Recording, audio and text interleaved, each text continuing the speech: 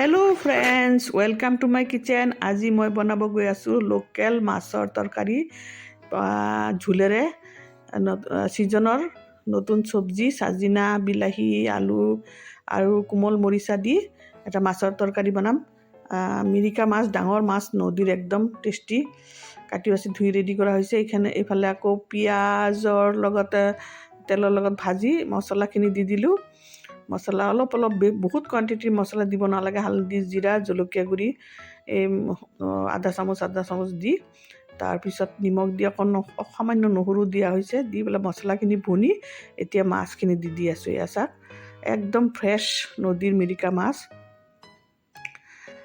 বহুত টেষ্ট লাগিব, যিহেতু ডাঙৰ আছিল মাছটো। মিৰিকা মাছটো বহুত টেষ্টি হ'ব।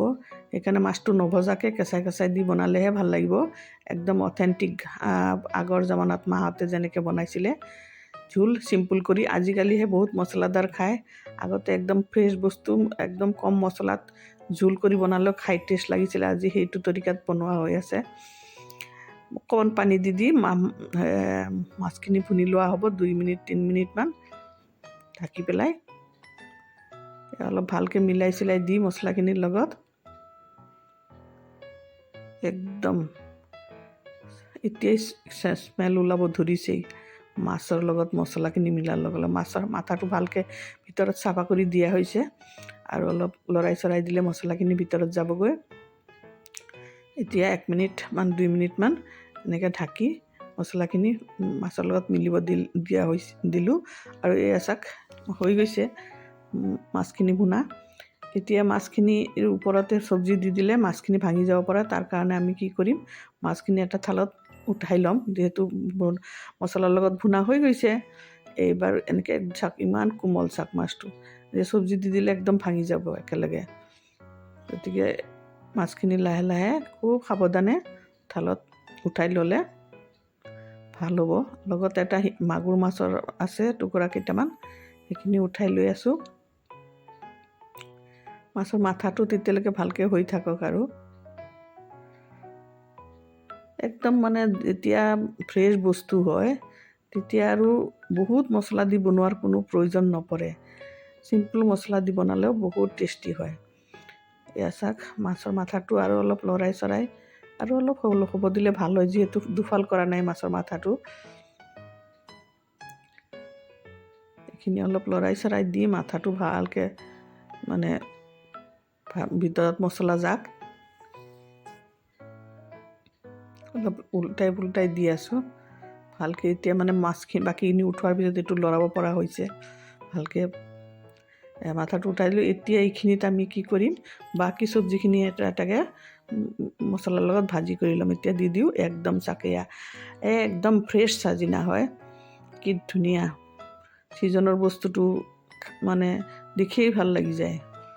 এইখিনি অলপ 2 মিনিট এনেকৈ ঢাকি এয়া চাওক মছলাৰ লগত ভুনা হৈ গ'লে অলপ এতিয়া নিমখখিনি দি দিম আৰু লৰাই চৰাই মিলাই একদম ধুনীয়াকৈ মিলাই ল'ম। তাৰপিছত দি দিম বিলাহী এটা এটাকৈ এনেকৈ। এয়া বিলাহীখিনি দি দিলোঁ। বিলাহী দি তাৰপিছত দি দিম মৰিচাৰ কোমল ঠাৰিবিলাক পিছত দিম। এতিয়া 2 মিনিট ইটলিও মছলাখিনিৰ লগত ভুনি ল'লোঁ। এতিয়া দি দিম মৰিচাৰ ঠাৰি আৰু আলু, মিহি মিহিকৈ আলু কেইটামান আৰু জোলখিনি একদম বেছিকৈ দি, এইটো যিহেতু জোলৰ তৰকাৰী হ'ব গতিকে জোলটো অলপ বেছি দিলে আৰু জোলটোৱেই খাই ভাল লাগে। এনেকুৱা লোকেল মাছ দি পেলাই ফ্ৰেছ বস্তু দি এয়া ঢাকি দিলোঁ। 2 মিনিটমান হৈ গ'ল, উতলি গ'ল। এতিয়া দি দিম আমি মাছখিনি। সিজিয়ে গৈছে, প্ৰায় 80% সিজিয়ে গৈছে। একদম মৰিচাৰ কোমল ঠাৰি এইকেইটা বেছি সময় নালাগেই। মাছখিনি লাহেকৈ ওপৰত দি দিব লাগিব, যাতে পিছত আৰু লৰাব নালাগে আৰু ভাঙিও নাযাব। আৰু বেছি কোৱান্টিটিত বনালেতো লৰাব নোৱাৰি। গতিকে এইদৰেই উঠাই থৈ পিছত দিলে ভাল হয়, বেছি কোৱান্টিটিৰ মানে তৰকাৰীটো বনাব হ'লে। ওপৰত দি মাছটো ভুনা হৈয়ে গৈছে মছলাৰ লগত। এতিয়া ওপৰত গোটেইখিনি এনেকৈ দি তাৰপিছত অলপ সময় আকৌ উতলিব দিব লাগিব। অলপ 5 মিনিট উতোৱাৰ পিছত হৈয়ে যাব আৰু কেঁচা জলকীয়া আৰু ধনিয়া পিনি পিছত দিম 5 মিনিট উতলাৰ পিছত কোনে কোনে এনেকৈ ঝোলৰ তৰকাৰী লোকেল মাছ দি ঝোলৰ তৰকাৰী কোনে ভাল পায় 2 মিনিট উতলা হৈ গ'ল এয়া চাওক কেঁচা জলকীয়া দি আছোঁ আৰু কাৰ ভাল লাগে এনেকুৱা ট্ৰেডিশ্যনেল ৱেত একদম মাহঁতে বনোৱাৰ নিচিনা ঝোলৰ তৰকাৰী একদম খাই ভাল লাগে কাৰ জনাব দেই মেছেজ কৰি আৰু কাৰ ভিডিঅ'টো ভাল লাগিছে একদম লাইক শ্বেয়াৰ কৰিবলৈ নাপাহৰিব আৰু ফেচবুকত চালে ফ'ল' কৰি দিব আৰু ইউটিউবত চালে ছাবস্ক্ৰাইব কৰি দিব চেনেলটো আৰু এতিয়া কেঁচা জলকীয়া দিয়া হৈ গ'ল মোৰ তৰকাৰী প্ৰায় হৈয়ে গৈছে এতিয়া আৰু খালি ধনিয়া দিম আৰু ঢাকি দিম তেতিয়ালৈকে একদম ধুনীয়াকৈ হৈ যাব স্মেলততো মলমলাই গৈছে দেখি ভোক লগা হৈ যায় একদম এনেকুৱা তৰকাৰী হ'লে বহুত ভাল লাগে খাই পেলাই গৰম গৰম ভাতৰ লগত একদম বঢ়িয়া